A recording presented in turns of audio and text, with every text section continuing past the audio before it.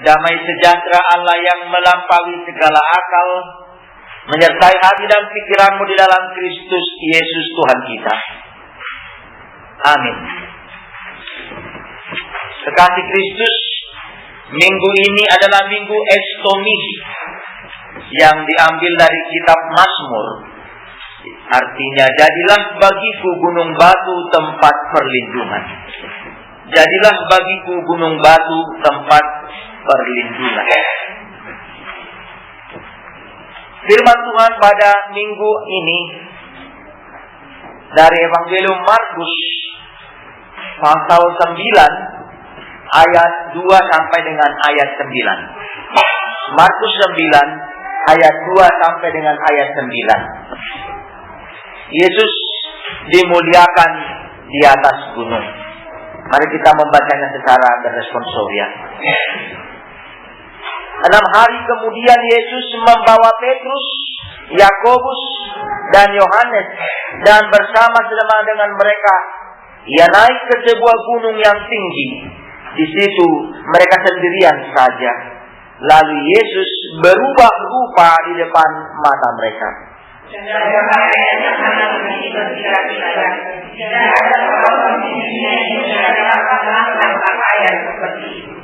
Maka nampaklah kepada mereka Elia bersama dengan Musa.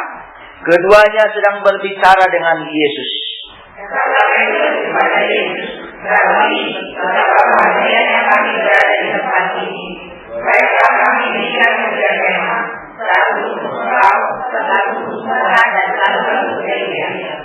Ia berkata demikian sebab tidak tahu apa yang harus dikatakannya, karena mereka sangat ketakutan.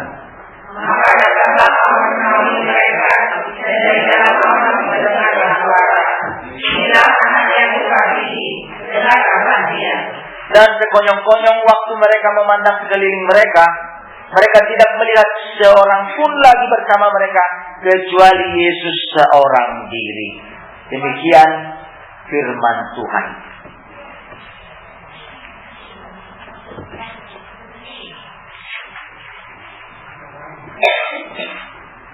Ya, pada yang 9.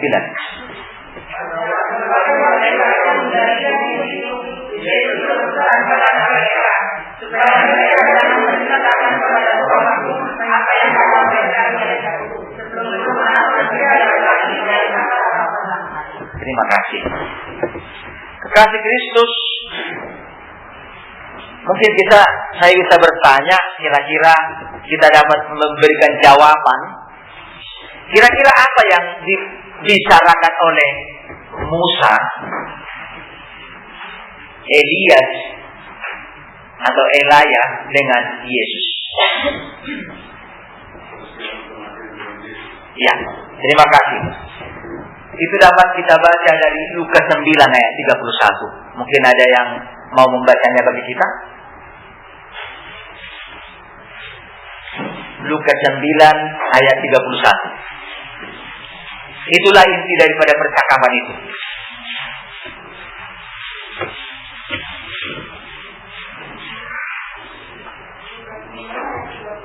Ya. Keduanya menampakkan diri dalam kemuliaan dan berbicara tentang tujuan pekerjaannya yang akan digenapinya di Yerusalem. Terima kasih. Jadi percakapan antara Musa, Elias dengan Yesus adalah kepergiannya. Nya dalam hal ini adalah Yesus. Artinya kalau dalam bahasa daerah dikatakan oleh Musa dan Elias, borak madaman, batulus mah kata ini Tuhan ini. Berangkatlah dan tunaikanlah perintah tugas yang telah disampaikan kepada. Lalu pertanyaan yang kedua, kenapa harus Elias dan Musa? Ada apa dengan dua karakter ini? Ya, boleh dikatakan kendali di dalam Bible Musa tidak dikatakan terangkat ke surga, tetapi Tuhan membawa dia ke Bukit Nebo dan di sanalah dia mati. Artinya tidak ada orang yang tahu di mana kuburannya, tetapi Di dalam iman orang percaya mengatakan bahwa dia dibawa Tuhan ke surga. Lalu apa karakteristik yang kita lihat lagi daripada Musa?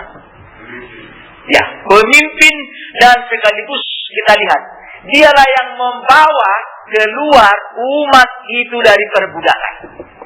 Sehingga nanti kita dapat menyamaratakan atau menyetarakan Musa membawa umat Israel keluar dari tanah Mesir menuju ke tanah Kanaan, lalu Yesus membawa umat keluar dari perbudakan dosa dan kematian menuju kehidupan yang kekal. Lalu apa lagi yang kita lihat dari Musa? Terutama nanti ada juga penampakan atau transfigurasi bagi dia. Ketika Musa turun dari Bukit Sinai, apa yang terjadi? Mukanya putih, merhilung sak-sak, dikatakan dalam bahasa daerah. Artinya mari kita lihat bahwa Musa membawa law, hukum itu, untuk menjadi bagian daripada kelakuan, kehidupan umatnya menjadi umat yang diinginkan Tuhan. Namun ternyata law itu tidak dapat dilakukan.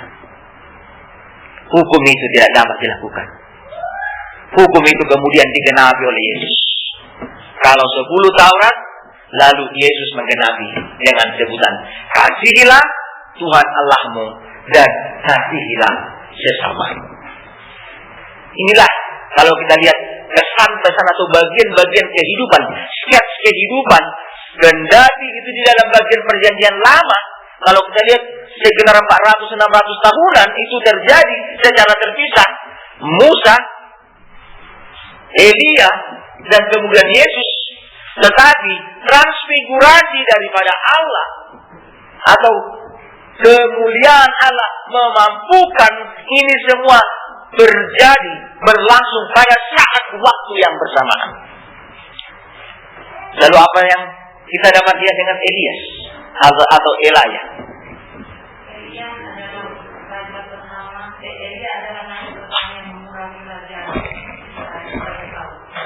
Elia, Nabi.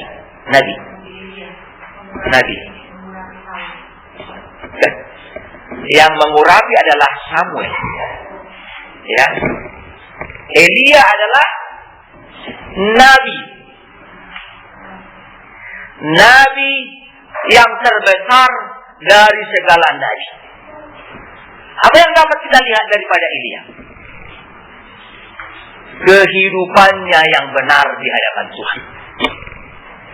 Sebagai seorang nabi yang sangat berani, nabi yang sangat berhati-hati, dia menghidupkan anak seorang janda yang telah mati. Dia membuat tanda mujizat, tetapi yang paling utama, bagaimana Elia menyatakan, inilah Allah yang benar, inilah Allah yang hidup, melalui pertentangan antara nabi benar dengan nabi palsu. Bayangkan 800 orang nabi, ya, Nabi Bal dan Nabi Asyera, nabi jantan dengan nabi betina, mati oleh karena setelah Allah memakan melalui api persembahan daripada Elia, lalu nabi-nabi palsu ini dimatikan dan dibunuh. Dan yang kedua, mari kita lihat hidup daripada Nabi Elia sebelum dia terangkat ke surga. Dia diuji oleh Tuhan. Kenapa engkau bersembunyi, Nabi Elia? Karena tinggal sendirianku, katanya. Tidak, masih ada nabi-nabi yang lain yang telah disembunyikan untuk diselamatkan. Karena Raja Ahab berencana membunuh semua nabi Tuhan setelah balas dendam akan kematian daripada 800 orang nabi-nabi palsu.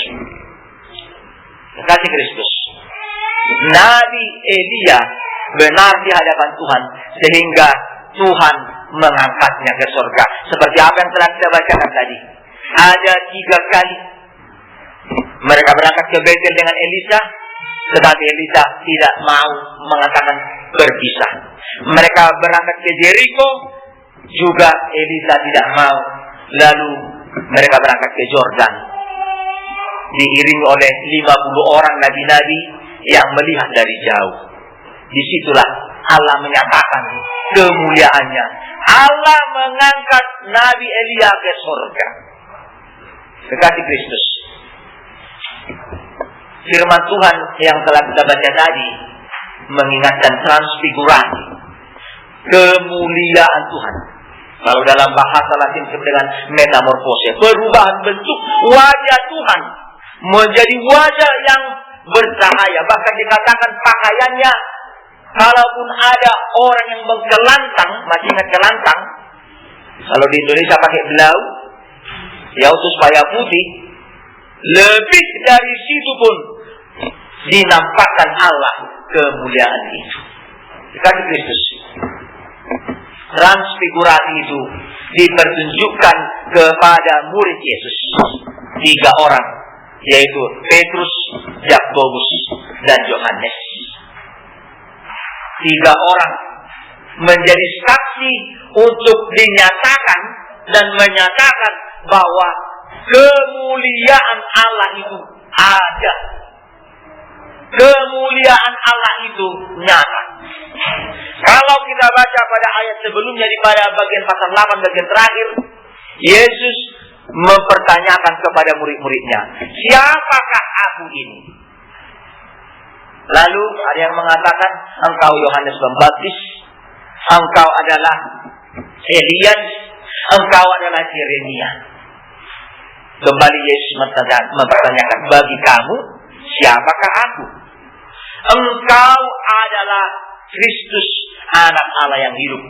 Demikian jawaban Petrus. Yesus menyatakan, bukan karena kemampuanmu hai Petrus, tetapi karena Tuhan, Roh Tuhan telah menyatakan kepadamu. Inilah bagian daripada statement-statement, sehingga ketika Yesus membawa 3 orang itu ke bukit untuk menyatakan kemuliaannya. Kekasih Kristus, kenapa dibawa ke bukit? Kenapa enggak dibawa ke Yerusalem? Kenapa enggak dibawa ke Sungai Yordan? Bukit menjadi perjumpaan antara langit dan bumi. Disitulah Yesus membawa murid-murid untuk mempertunjukkan, menyatakan kemuliaannya. Dan sering sekali Yesus datang ke bukit untuk berdoa, menenangkan dirinya. Kasih Kristus, transfigurasi Allah memampukan kita untuk mengerti kehendaknya. Sebagaimana Allah di dalam Yesus Kristus telah menyatakannya dengan kehadiran daripada Musa dan Elia, bahkan bercakap-cakap. Dan bagian daripada firman ini juga menjadi peneguhan kepada Yesus untuk menyatakan kemuliaan Allah, the glory of God, adalah melalui suffering, penderitaan. Borhak maho turus mata kami Tuhan yang itu tadi di dalam Lukas 9 ayat 31. Penampakan ini menjadi sesuatu hal yang aneh, yang baru, yang merupakan sesuatu yang lain daripada yang lain. Allah di dalam Yesus Kristus memberikan kesempatan kepada Petrus, kepada Yakobus, dan kepada Yohanes untuk melihat kemuliaan itu. Sungguh sesuatu hal yang sangat mujizat kalau Tuhan memberikan kesempatan kepada kita untuk melihat kemuliaannya. Kasih Kristus, apakah kita pernah melihat kemuliaan Tuhan? Bagaimana? Pernahkah engkau melihat kemuliaan Tuhan di dalam hidupmu? Pernah. Ya. Melalui peristiwa, melalui firman, melalui persekutuan, Allah menunjukkan. Jadi jangan heran, jangan ragu, jangan khawatir kalau ada yang mengatakan tidak ada lagi mujizat. Mujizat Allah senantiasa berlangsung di tengah kehidupan.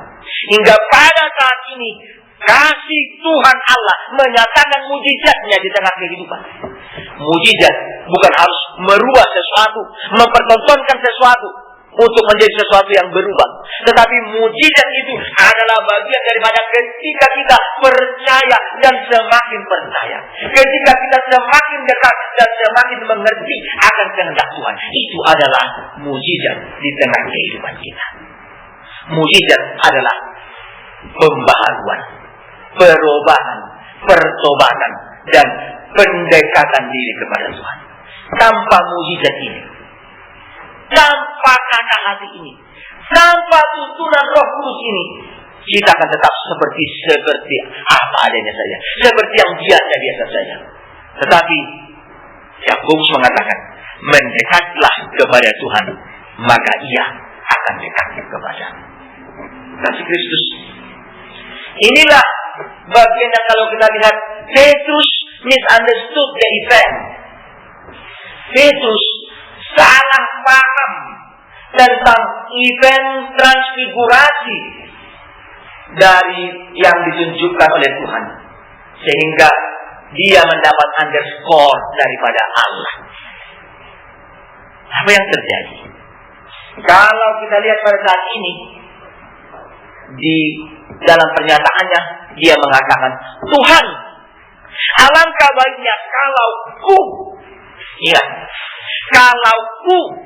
aku membangun sopo-sopo, membangun kemah atau membangun tabernacle di sini.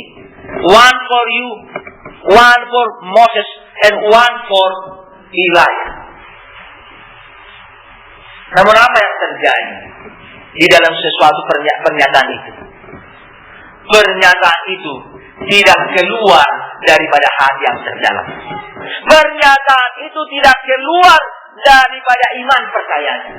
Tetapi pernyataan itu keluar daripada sesuatu yang membuat dirinya bangga. Sesuatu yang membuat dirinya melebihi daripada sesamanya. Sesuatu yang hanya mengagumkan dirinya. Karena memang ketika melihat penampakan itu, transfigurasi itu, sudahlah. Di sini sajalah terus alangkah indahnya. Karena bagaimana Petrus dapat melihat ke belakang beberapa ratus tahun atau beribu tahun sebelumnya, dia dapat melihat Musa, dia dapat melihat Elia bersama dengan Yesus. Karya siapakah ini? Bukankah ini karya Tuhan yang memampukan Petrus, Yakobus, dan Yohanes untuk dapat melihat kemuliaan Tuhan ini? Tetapi Petrus misunderstood. Dia lebih mementingkan dirinya sendiri dengan mengatakan, kubangunlah di sini 3 sopo-sopo, kemah atau tabernacle. Lalu Allah memberikan jawaban dengan datangnya suara dari cloud, dari awan, dengan mengatakan, inilah anak yang kukasihi, dengarkanlah dia. Artinya Allah mengajak Petrus untuk merubah pola pikirnya, paradigma yang lama, untuk dapat melihat bahwa kemuliaan Tuhan itu hanya dinyatakan di dalam diri Yesus. Bahkan Moses dan juga Elia telah menyatakan itu, borhatmaho. Namun Petrus mengatakan, disinilah Tuhan. Sering sekali di tengah kehidupan, sebagaimana Petrus mengalami yang dinyatakannya, sering sekali juga di tengah kehidupan kita hendak mempengaruhi Tuhan. Sebagaimana Petrus hendak mempengaruhi Tuhan, di sini sajalah Tuhan, di bukit yang indah ini, di tempat yang megah ini, di tempat di mana Tuhan telah nyata dengan nabi-nabi dan imam-imam nabi-nabi itu. Bagaimana supaya di sini saja? Allah hendak menyatakan, bukan kehendakmu, tetapi kehendak. Yesus sendiri diuji pada saat itu. Jangan kehendakku Bapa, tetapi kehendakmu jadilah.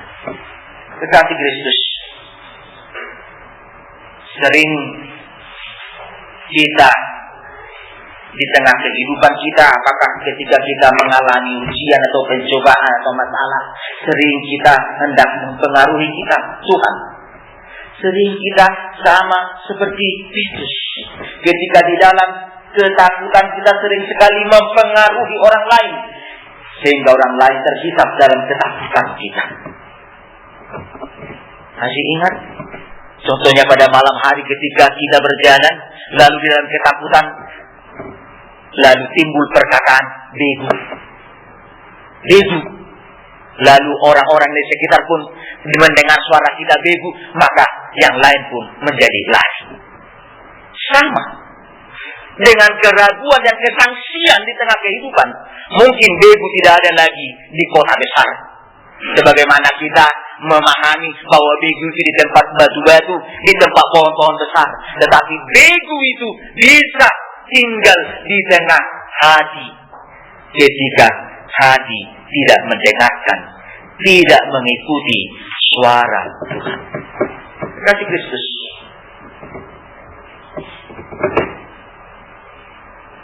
Bila ditanya, apa ketakutanmu?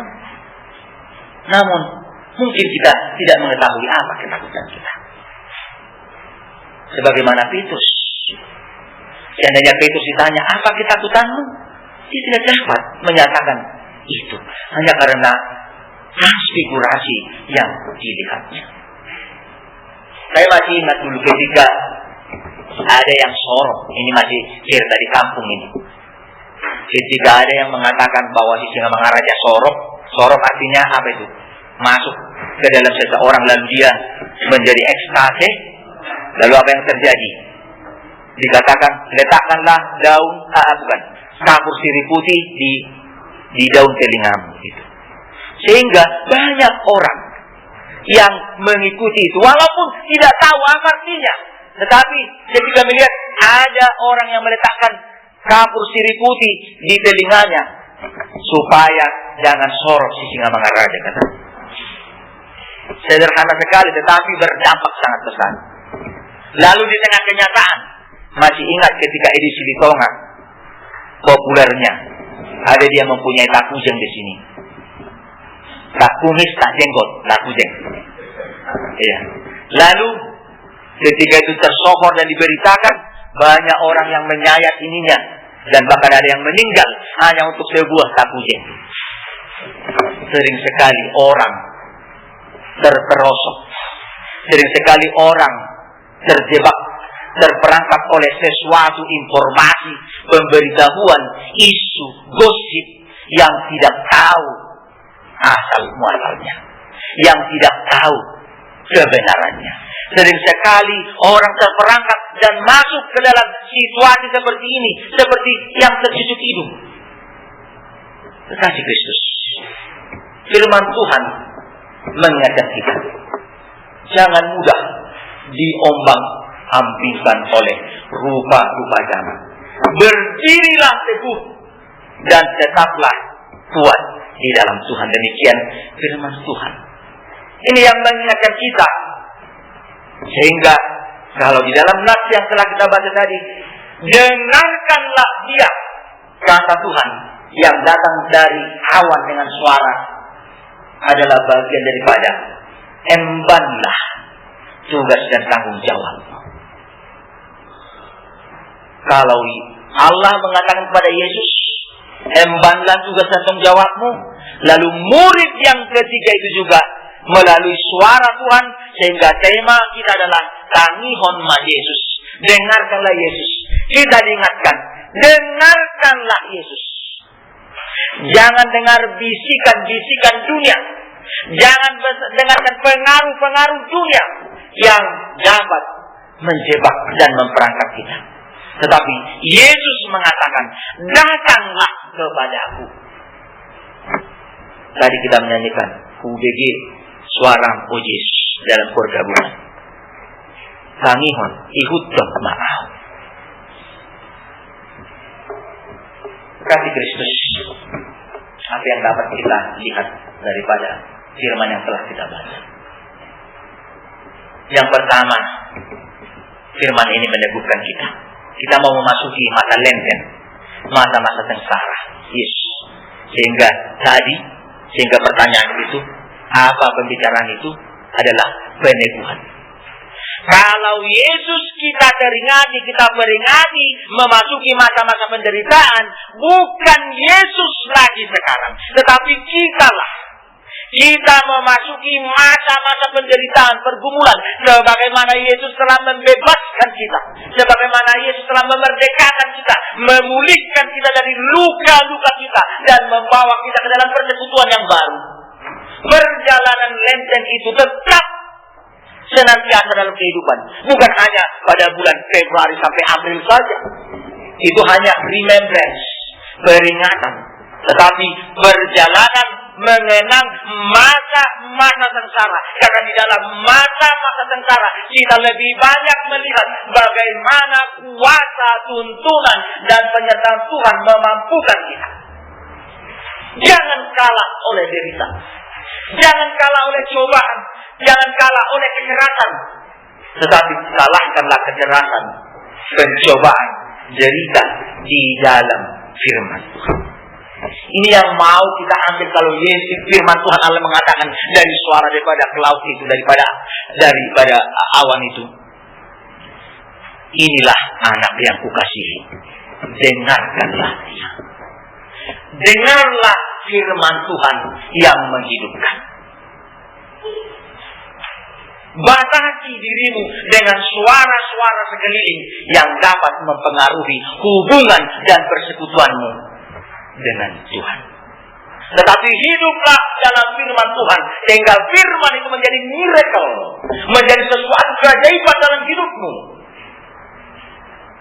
Firman itu memampukan kita dapat melihat apa yang akan terjadi dalam kehidupan. Karena melalui firman itu menjadi pertanda, menjadi tuntunan untuk membawa kita masuk ke dalam kepercayaan iman. Iman haporsiau natotu karimotu nasonida. Melalui firman Tuhan kita juga untuk melihat bagaimana kita mengubah hati kita, metamorfose daripada hati, hanya jikalau kita hidup di dalam firman Tuhan. Firman menghidupkan. Kasih Kristus, kita mau dan kita rindu agar pertumbuhan iman kita tidak hanya sebatas pertumbuhan sebagaimana yang Paulus katakan Kristen susu. Kristen susu hanya Kristen yang ketergantungan. Kristen susu hanya Kristen yang sifatnya temporer saja, karena daya tahan susu mungkin hanya 1 jam, 2 jam atau 3 jam. Tapi Paulus mau mengajak kita untuk melihat menjadi Kristen makanan keras. Pertumbuhan perkembangan iman hanyalah ditentukan bagaimana kita mau dan mampu menjadi makanan keras di dalam kehidupan. Kita lihat makna daripada makanan keras, tahan dan kuat. Makanan keras adalah memampukan si orang yang memakan itu bertahan di dalam menghadapi perjalanan. Kasih Kristus, kita menginginkan pertumbuhan iman yang mature, yang matang, yang dewasa. Untuk itu kita tidak cukup hanya mendengar firman saja. Tidak cukup hanya membaca Alkitab saja. Tidak cukup menganalisa peristiwa ini berarti Tuhan murka. Tidak cukup hanya melihat media saja. Tetapi mendengar firman Tuhan memampukan kita menjadi pelaku firman Tuhan. Tanpa melakukan firman Tuhan, hidup kita, iman kita gersang. Hanya seperti bonsai, cantik dilihat tetapi kerdil. Bagaimana kita supaya tumbuh, hidup, rapi dan tersusun seperti Paulus katakan. Kasih Kristus, hidup ditentukan bagaimana kita berserah kepadanya. Sesuai dengan tema PA kita untuk kesembuhan di tahun 2012, menaburlah dalam roh, menuai dalam kekekalan.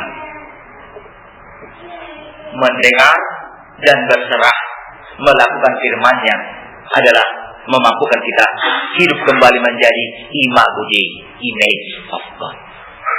Dengan demikian, berserah kepada Yesus, mendengarkan kepada Yesus, mengingatkan kita memakai Kristus menjadi tolak ukur, tiruan dan ukuran. Kalau Paulus mengatakan, "Songon parohauni Kristus, Yesus mah parohauni." Mengikut Kristus adalah bagian daripada senantiasa bertanya. Tanyakan kepada Tuhan. Dengarkan apa kehendak Tuhan. Tuhan mau menempatkan hatimu, hidupmu menjadi kemahnya. Bukan engkau, bukan kita yang mau mendirikan kemahnya. Karena kemah ini, gereja yang ada di sana-sana, suatu saat bisa saja hancur, bisa saja berubah, bisa saja hilang. Tetapi gereja yang Tuhan tempatkan dalam hati kita menjadi gereja yang hidup adalah menjadi kemah yang abadi. Kemah ini mungkin kalau kini bisa bertahan 20-30 tahun lagi, syukur. Tetapi kemah yang Tuhan tempatkan dalam hati kita, yaitu iman percaya, langit dan bumi akan lenyap, tetapi firman yang telah tersimpan dalam hati kita akan tetap. Inilah kemuliaan Yesus. Amin.